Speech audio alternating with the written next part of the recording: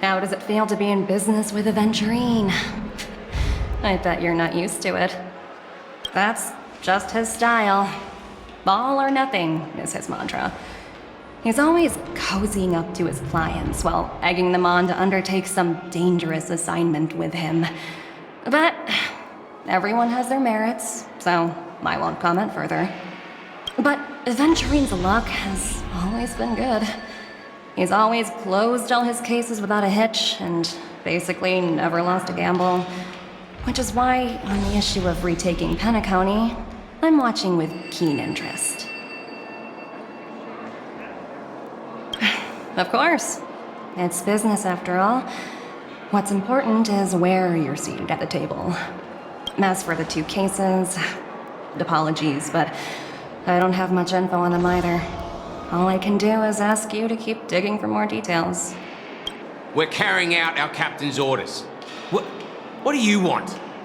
We made a mistake last time, and we're working hard to rectify it now. We don't have time for anything else. Surveilling the IPC executive Topaz, ensuring that she stays put at the Reverie Hotel during her time on Penacony. We've got the right one this time. So that's it. They were the pair who were after Firefly at the time.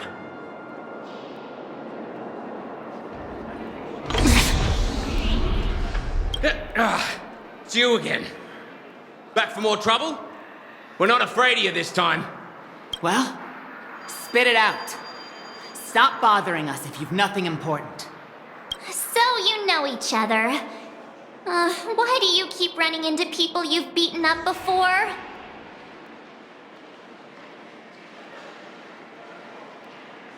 That's right. We're investigating a murder for the family. Can we speak to your captain about the case? Well... Hey! The security officer instructed everyone to shut their traps before he returned from Dream's Edge. What murder? You'd better stop spouting nonsense. Yeah, that's right. We have nothing to report. Please leave.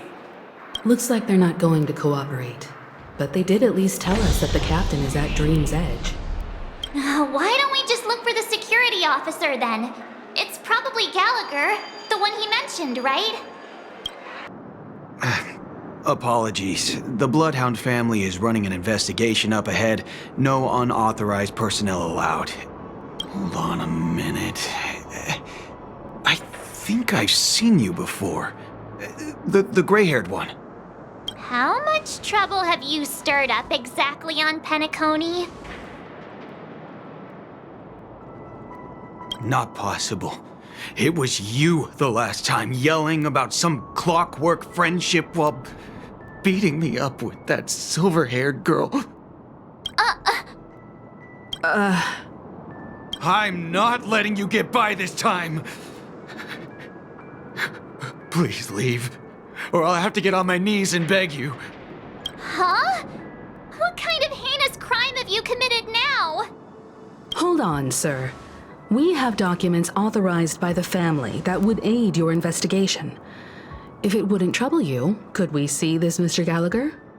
Who exactly is this Gallagher you keep talking about? There's been a few people mentioning this name. Even the one with the gray hair. He didn't send you all here? It was the security officer who dispatched us. That's all I can divulge. He'll do. He's the one we've been looking for. Sorry, no can do. The boss said that since it's a matter of the family's reputation, no one's allowed through. Everyone, please leave. There's really no need for us to make things difficult for each other, right? We're really sorry for troubling you. Let's think of another way. Another way. That's it! Didn't they say something about that... what was it? Clockwork? That got this guy to change his mind? Can you perform it again? That... clocky magic.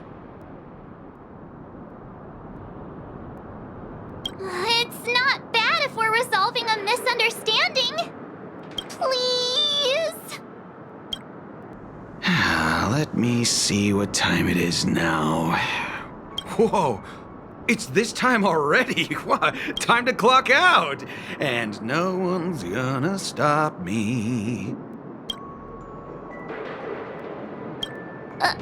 What? Huh? This clockwork trick of yours, it's kinda dangerous. At least he won't be getting in our way again. Let's go find that Gallagher and ask him the intricacies of the case. I was wondering what all the commotion was. Huh. Oh, it's you guys. Welcome. Since you made it here, what can I do for you? Hello, Mr. Gallagher, sir. Judging from your tone, it sounds like you were expecting us. Miss Himiko, you're too polite. There's no need to call me sir. Mr. Gallagher, you even know my name. Of course I do. You folks are from the legendary Astral Express and honorable guests of the Watchmaker. I had an encounter with this gentleman in the golden hour. I remember that little silver-haired girl was there too. I'm sorry for what happened to that kid. This is also the reason why we've come to visit you, Mr. Gallagher. The Express can't just overlook the death of that child. So we've decided to help the family get to the bottom of it, in the hopes of getting justice for her. The Nameless involved with the family. What an unpredictable twist of fate. Why? What's wrong with the family? It's nothing. On Penacony, everyone loves the family. No matter how much one resists the beautiful dream, when the time comes, they too will find it hard to let go. Who wants to leave a warm nest? Just idiots, little kids, and inebriated fools. Mr. Gallagher seems to be getting at something. Well, you got it wrong. I'm not. You want to discuss the case? Sure, come with me. This is not a good place to talk. Let's go elsewhere.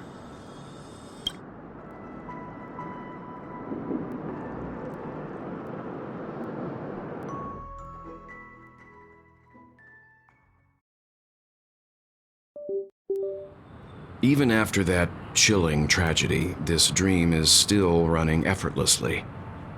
Other than the family of the Harmony, it's hard to imagine any other power in the universe that could sustain a building of such magnitude. The family itself is a huge, perfect building. Like a living idol. Each member of the family sees themselves as a piece of the divine puzzle, revolving around a singular core and a shared ideal. Under their command, they loyally fulfill their roles, offering themselves while also receiving sustenance in return. Interesting analogy. Perhaps that's why Penacony's beautiful dream has persisted for so long. But the human body has its limits, and so does the divine's. That doesn't sound like the kind of comment a Galaxy Ranger would make. Just pointing out the facts.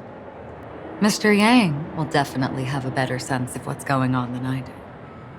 Why do you say that, Miss Acheron? The beautiful dream is crumbling. But not because of a particular eon, a particular faction, or a particular visitor. Its collapse stems from a certain inevitability of human nature.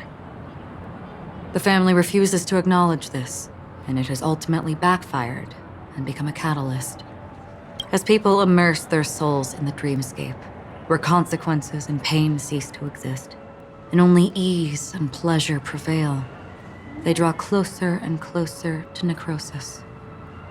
Regardless of the perceived bliss, death looms as the inevitable conclusion. Also, this necrosis will diffuse and spread. One piece of the puzzle's mutation will eventually cause the entire building to shake, break, and crumble. In the end, the dreams that people built in the name of freedom became the cage that imprisoned them. I'm sure you've gained a lot from this trip, Miss Acheron. Are you willing to share your findings with me? Of course. That's if I remember.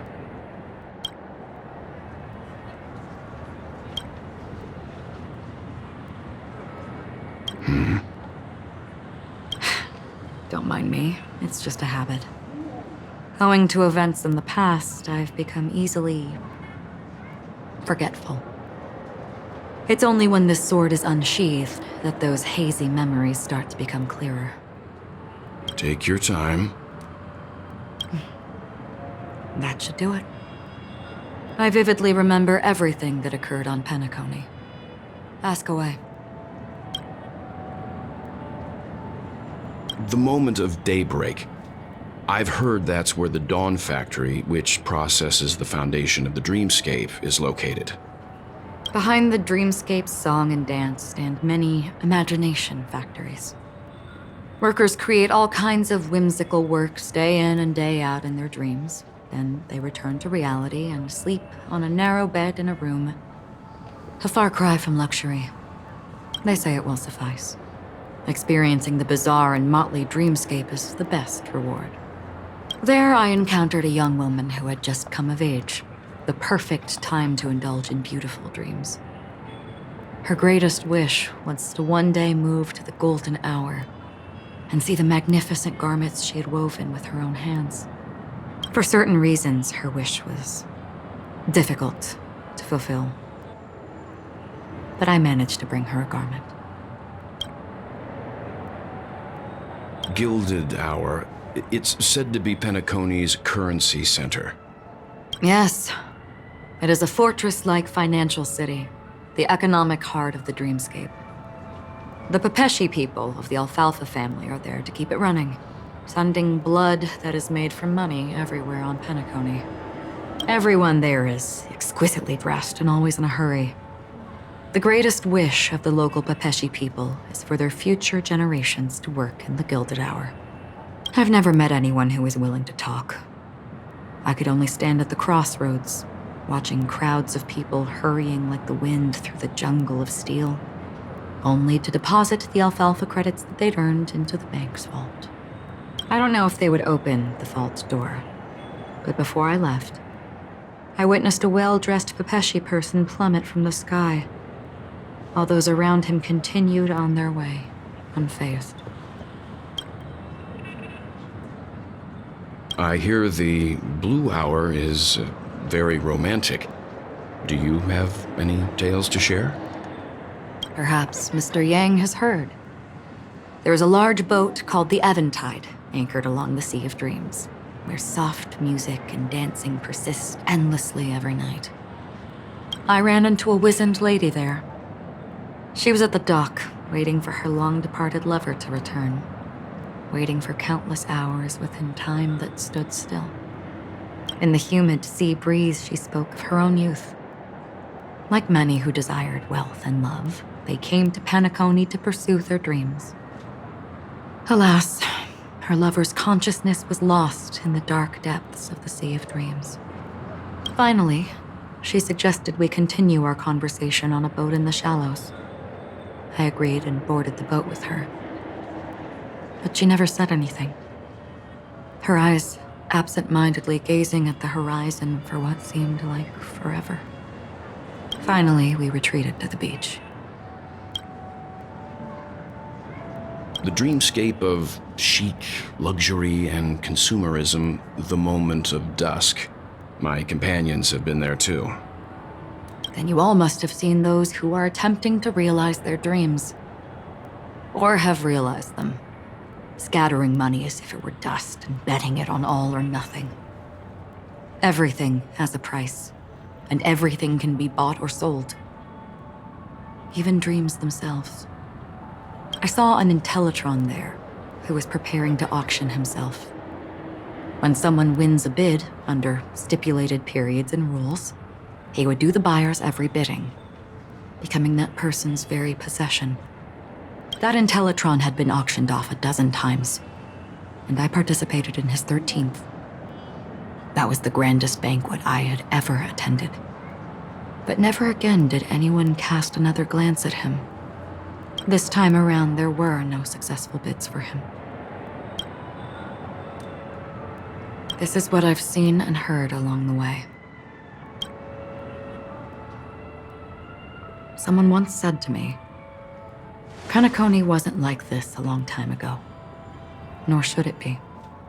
I've traveled through the reality and dreamscape of the planet of festivities. Watched the tides of night rise and fall when time stopped for people. Where the spirits of the rich and impoverished remain forever fixed on their own scales. This is why I think the collapse of the beautiful dream is inevitable. There might be a way to change everything. Perhaps. But if this is indeed the world that people desire, if this is precisely why life chooses to slumber, should we still seek to change it?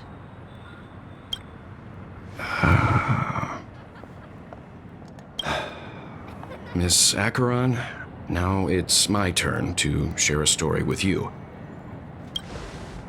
There was a man from my homeland who, at a time when the world was grappling with deep, unhealable pain, made a choice. He wove together the dreams of everyone in the world, linking people's dreamscapes, and shouldered this burden himself. From this, he created a giant, a spiritual atom. And since that moment, the giant stood between heaven and earth, becoming the pillar of the world's existence. As a price, those who found it hard to move forward, who could not advance, forever lost their future. They slumbered in a dream, devoid of disaster and pain, living out their days peacefully in the man's created utopia. And it is because of the wishes of those people who wished not to awaken that this spiritual atom became unbreakable. And yet, you stand here right now, which also means that man failed. Because people must always move towards the future. Even if human weaknesses make them pause when they truly cannot move forward, humanity will eventually seek a way to save itself. And that man, he was never a failure. Like everyone in that world, he etched the possibilities of human nature into his heart. He was the sun chaser of legend, soaring towards the sky and embracing his final victory with his fall. He ascended to heights uncharted, only to come face to face with the sun, a place not visited by anyone before. His wings would melt because of it, only for him to fall into the sea. And after that, countless others would surpass him, soaring to even greater heights. A fitting metaphor for the Nameless's trailblazing spirit. Thank you, Mr. Yang. I know what you wish to confirm. The universe has innumerable similar, yet different worlds. In these worlds, there are innumerable people who look alike, yet don't. I, too, have embarked on journeys, encountering old friends with familiar faces on different worlds, witnessing their destinies follow paths similar to mine. So I will tell you, even if not completely similar, the story you just told, it overlaps with my past. And within that abyssal dream, I ended that man's life. Alone. I am not who you think I am. Nor will my home be as fortunate as your world. I am sorry. It's fine. I don't mind, so long as I can alleviate your suspicions. There's something I still wish to know, Miss Acheron. Under that representation of the hunt, exactly what sort of power is it that has motivated your solitary journey thus far? Mr. Yang, before answering that question, I wish to continue the previous topic. I like your analogy very much. Indeed, birds are born to fly. But in a distant past, their ancestors could only gaze at the sky in envy. They saw that faraway ray of light from above the heavens, piercing through the clouds and blanketing the earth. And so, time and time again, generation after generation, the birds spread their wings and took to the sky, attempting to touch its ceiling. All because the sun was there. Then, what if the last bird finally soars into the sky, only to realize that the end of the light is not the sun, but darkness? Then why, exactly, do we even walk towards the light?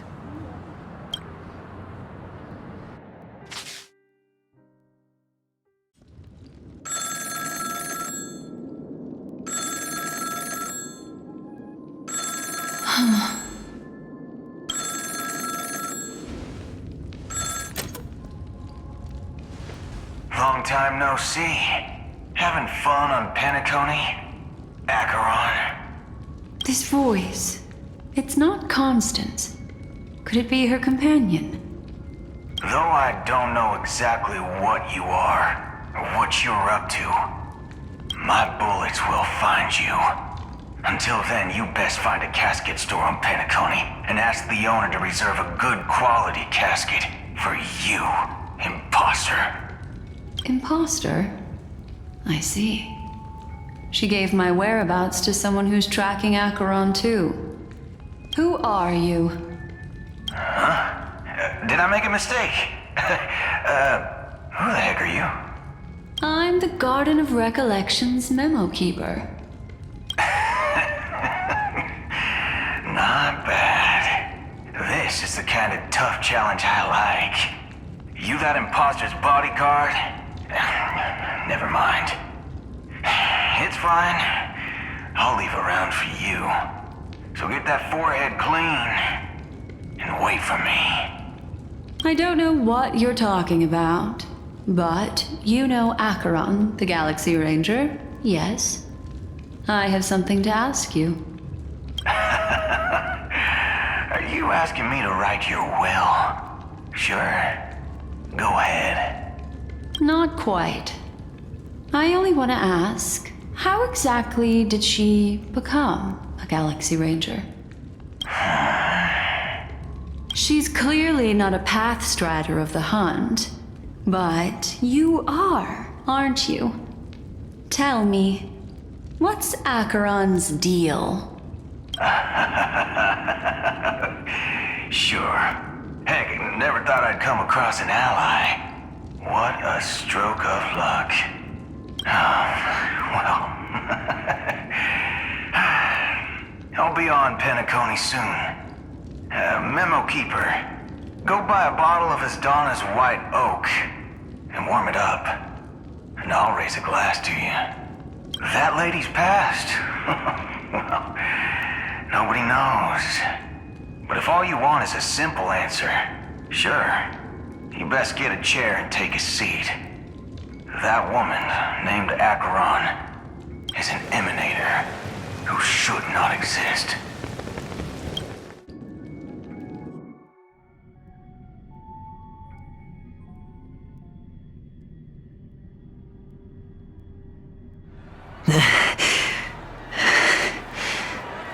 You look pale. Or is that also part of your act? I didn't think you'd have the nerve to show yourself. I thought this was exactly what you wanted. After all, I faithfully fulfilled my duties as you instructed. Just tell me if you can't hold on any longer. So, the genius of the Council of Mundanites wants to be my Undertaker now. What an honor. Yes, and I'm pretty sure the people at the Strategic Investment Department would love to be notified of your death in due time. But let's not forget, you won't be seeing them, because I'm the manager of this task. Great. Then tell your people that AVENTURINE is ready to go in 17 system hours. Oh, you've got a lot of nerve. How exactly do you plan on completing your task while your hands are tied by the harmony?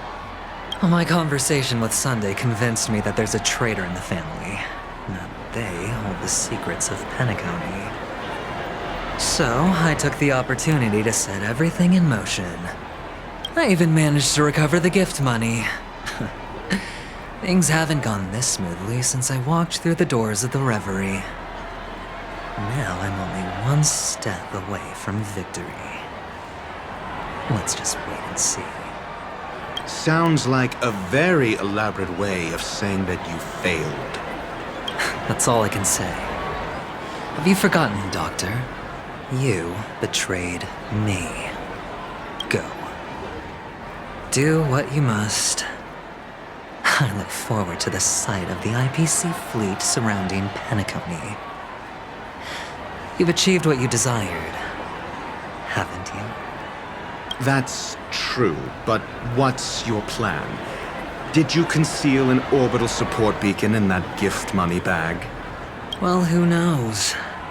Maybe that's why I'm handing out cash even when I'm about to bite the dust. You are indeed a gambler. An insane one at that. Well, maybe I am. Who knows? Fine. Here, take this. Open it when you're on your last legs. You'll thank me. What's this? Medical advice?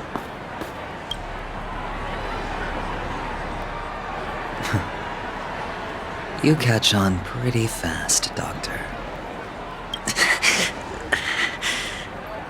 Asking me to solve a case without giving a single clue. How typical of you, wing-headed scoundrel. But the way you're all on edge about that stowaway, it's just as I guessed it would be. As for now, let the rain of wealth from the IPC fall evenly on everyone. Would you be willing to support my performance? And keep the Song of Beauty alive in the cosmos? Wow, how fabulous! But why would you give such a wonderful gift to a random stranger like me? Well, you see, I can't bear to see anyone in this sweet dream suffering from poverty. That's incredibly kind of you. Thank you so much, sir. If you ever get the chance, please, feel free to come by and indulge in my singing. Sure thing. By the way, do you happen to know anything interesting about death? Death? That's a pretty scary topic, and it doesn't really match the mood of this sweet dream. Oh, you see, I'm a tabloid reporter collecting ghost stories in Penacony. As you know, the more chilling the stories, the more attention they get. Maybe you could help me out. Well, if you're up for some gossip, it's not about death, but there have been some rumors about a guest at the Reality Hotel who fell into a deep sleep and didn't wake up. It was like they were in some sort of coma. Nobody knows what caused it, but luckily the customer eventually regained consciousness. Well, all customers are under the protection of the family, after all. Thank you. This will make for a very juicy headline. May Shibe protect us. Unexplained coma. That's actually what happens to your body if your brain dies in a dream.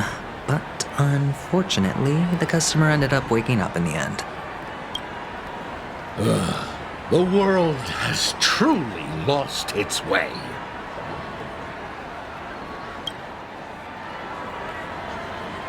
You... wait. I get it now. This is some sort of prank show, right? You must have some cameras set up around here to film yourself doing good deeds, right? You youngsters are always looking for a quick way to get an audience. But you know what? A truly great show never comes easy. A great show will start soon, old man. But before that, I need to ask you something. Do you know where I can find death in this dream? Ah, I see. Another fearless youngster looking for death. Oh, well, let me give you a piece of advice. Don't think you're the first one who's ever thought of that idea. Death? Not even remotely innovative. I bought it from Dr. Edward. He claimed it was some exclusive fancy schmancy stuff. Now, but what a disappointment. The effects were awful. First, some monster covered in eyes stabs you in the gut, and then all you see are blurry glimpses of buildings and lights. The sky was spinning so fast it almost made me puke. Is that all? Yeah, what else can you expect? Don't put too much stock in the Penacony movie industry. They even called this junk groundbreaking art. Can you believe it? What a joke. Well, I'll leave you be then. I hope you have a wonderful day. A monster covered in eyes. It sounds like the Memory Zone meme. But buildings and lights... I don't think those have anything to do with death. Well, that whole dream bubble was probably created using rumors and gossip. Take care, my friend. If you ever find yourself in danger, remember that the hounds are always ready to help.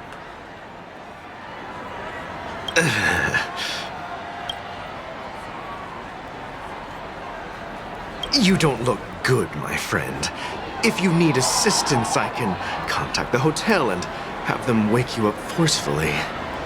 That won't be necessary. I have some business to attend to. But thank you all the same. All right, then. If you ever need help, don't hesitate to reach out to us hounds. Well, actually, I do need a favor. As the most outstanding hound in Penacony, have you come across any stowaways recently? Stowaways? How could there be stowaways in Penacony? We've never had anything like that before. All right. Good luck with your work then. What was I even thinking? Family would never share intel with the IPC. A sip of liquor. A blissful reprieve. To drown 1,000 sorrows. Let worries leave. I know I have what it takes to become a poet. Oh? You're giving these gems to me? Didn't expect to meet such a generous soul in this place. Or are you just pitying me? Well, it really doesn't matter. As long as I have Soul Glad, that's enough. This is just a dream after all. You really shouldn't drink so much Soul Glad, my friend. It's not good for your health. Oh. Maybe I really should quit. But not before meeting the Devil of Soul Glad. The Devil of Soul Glad? Care to elaborate? Yeah. It's a seahorse with a long neck. They say it loves to appear to drunk people, especially the ones who are passed out on the side of the road. How funny. Yeah. Very funny indeed. Thank you. You want to talk to me? Sure, but nothing too sensitive, okay? Huh. Wealthy people have fancy ways to enjoy this dream. But to be honest, I've never seen anyone who gives out money to others like you.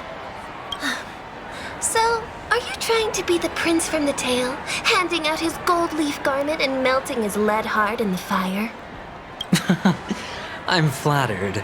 I'm no prince, and I just thought these gems would help you speak. So, as an investigative reporter, maybe you've heard something about death? Another curious soul. I see. Well, that was actually the topic I was most into when I entered the industry. But my boss shut it down. How did your boss talk you out of it? Well, she simply said, covering baseless urban legends like that would make us look like some third-rate tabloid. I thought about it, and she had a point. Reporting on stuff like blowing out birthday candles and getting spooked by nightmare ghosts isn't exactly professional material. Guess she's got a point. Thank you for sharing. Were you wanting to talk to me? Sorry, I thought you were checking out something behind me. Is this a gift? For me? Are you sure this isn't some kind of mistake? Yes, it's for you. Just take it. Is this for real? Someone is actually giving me a gift. Not for my parents, but for me. Thank you. Thank you so much. No, it's not much. I just want to ask you something. I knew it. What's on your mind? Are you trying to ask about my father or my mother? Neither. I just wanted to know if you've ever heard about death in the dreamscape. Oh, you sound just like my father. Always warning me about danger, even in dreams. He's an Intellitron, so his dream entry methods are different from us organics. Can't count on him to protect me if something does go haywire. Funny, right now I'm still under his protection. How ironic. Hey, stay positive. Gold will always shine one day, right?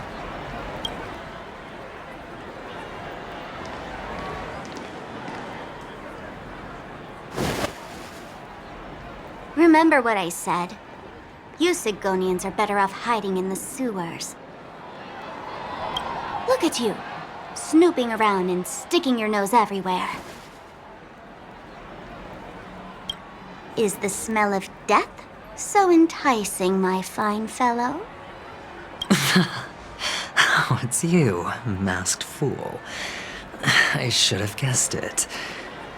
You're the imposter who appeared on TV after Robin's death, right? I heard you got caught by the family. I gave you a clear clue. Befriend a mute. Simple and straightforward, you know? And what did you do? You messed it up and ended up as their prisoner. I told you to make friends with a mute, not become one yourself. You really let me down.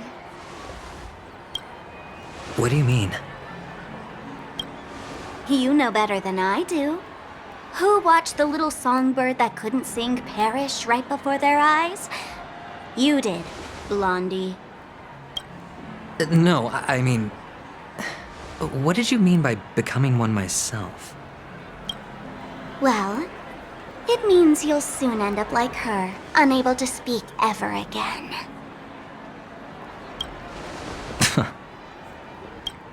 But it's a good thing if you ask me, because... Because I'm getting closer to the truth, right? Oh? Why else do you think I'm handing out cheap trinkets all over the streets, fool? All part of the act. Fool's bait. The more pathetic I seem, the more likely you'll come sniffing around. So, now that I've drawn you out, will you reward me with an answer for my efforts? Why should I help you?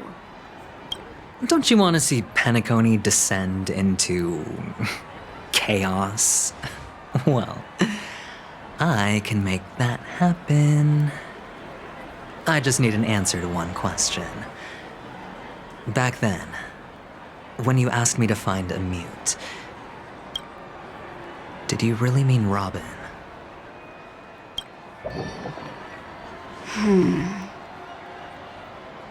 And what if I say no?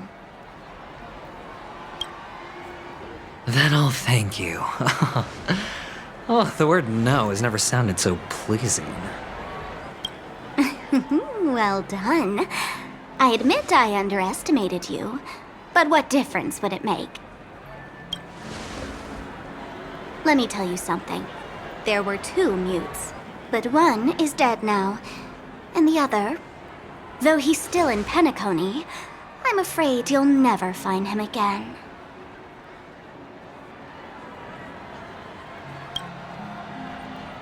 Now I'm completely sure that I was on the right track from the beginning and never strayed, fool. Right now, there are only 2 things missing from my grasp. The meaning behind the truth, and the means to expose it. How impressive. That's quite a fancy way of saying I haven't learned anything so far. Not exactly. I've gathered enough clues to prove its existence, and that's enough for me. As for the answers to my questions, I'll find them within 16 system hours. Oh, really? Only 16 system hours? Well, let me lend you a hand. Here you go. This is my precious, mutually assured distraction button, and I have one just like it.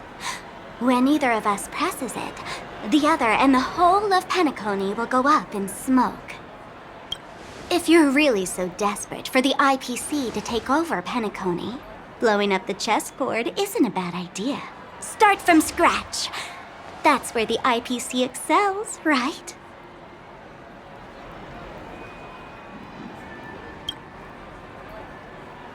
Just press the button when you're at your wit's end. And of course, feel free to reach out to me for my hospice care, too. Oh, deadly button, huh? Well, I guess the family didn't take your threat seriously at all. Otherwise, how on earth did you manage to bring it in here? I have my own ways. That's all you need to know. Well, I'm afraid I'll have to decline your offer. Who knows if your little gadget will actually work. By the way, I have no plans to search for the other mute friend you speak of, but it's good to hear that he's still here in Penacony. I'll handle the rest myself. I'll orchestrate a grand finale for the downfall of the family. And at the climax, the walls will crumble, people will wake up, and those who couldn't speak will find their voices again. When that time comes, go ahead, press the button, light up the sky with a magnificent fireworks display for me. Catch you later, fool. You're still talking big, but sure, if that happens, I'll stay true to my word. Just don't let me down now, okay?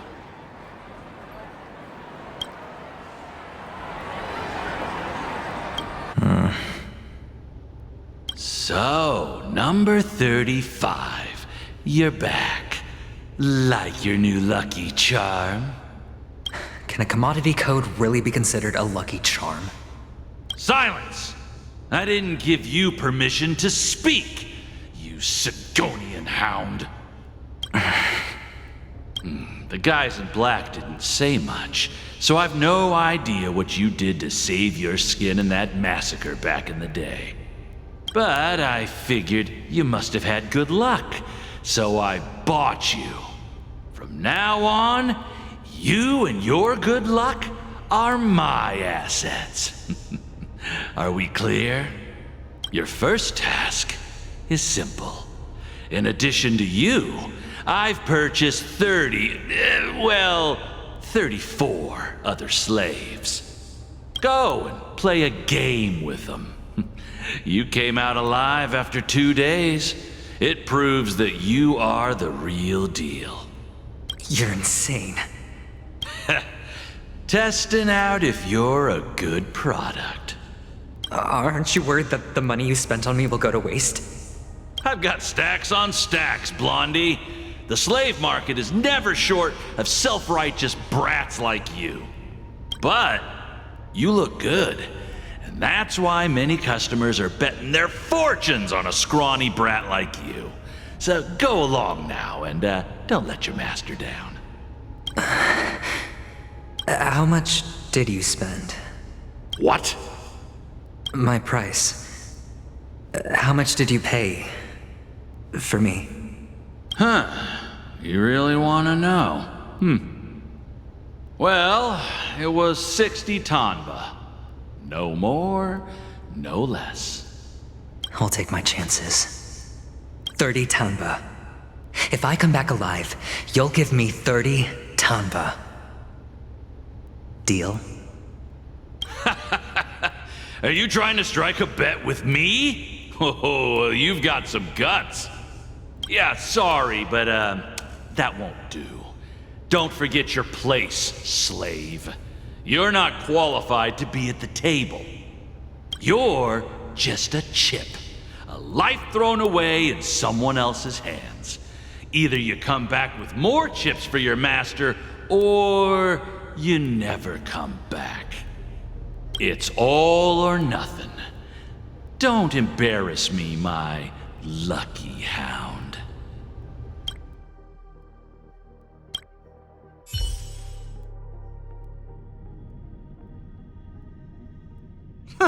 What brings you here, Gallagher? Some friends from the old days. Do you have a moment to spare, Siobhan? Oh, I have the whole day to spare. Ladies and gentlemen, welcome to Dream Jolt Hostelry. This bar offers a wide variety of drinks, but we draw the line at Soul Glad. Why settle for ordinary when you can experience extraordinary? We're dedicated to serving up nothing but pure joy and laughter. What would you like to drink? I'll whip it up for you. Oh, look! A lady as cool as Serval! Who's Serval? Will you, introduce me to her? Huh? Oops. She's heard us. Just spare them, my esteemed bartender. I'll take over the bar today. I'm getting up there in age, and I need some practice before I forget the skills that used to put food on my table. Where did you stash the ingredients? They're all under the counter. Since our guests have traveled from afar, shouldn't you whip up some special drinks? That's exactly what I had in mind. Hey, my friends, do me a favor. Go around the bar and bring me any ingredients you fancy. The discussion might take quite some time, so I'll prepare some customized, non-alcoholic drinks for you. In the bar? But aren't all the ingredients right there on the counter? Why, we're in a dream, my lovely lady. You can help yourself to anything if you wish for it. Comfort, hunger, confusion, or even boredom. It's all within reach, right at your fingertips. Oh, did you hear that? She just called me my lovely lady. Even in reality, mixing drinks is more than just throwing ingredients together. A bartender needs to capture the bar's atmosphere, master technique, and spin a tale of mystery and anticipation. Only then can a perfect drink crafted with a customer's life story be created. In other words, what you get from your drink is down to luck, so don't overthink it. Indecisiveness has no place when it comes to enjoyment.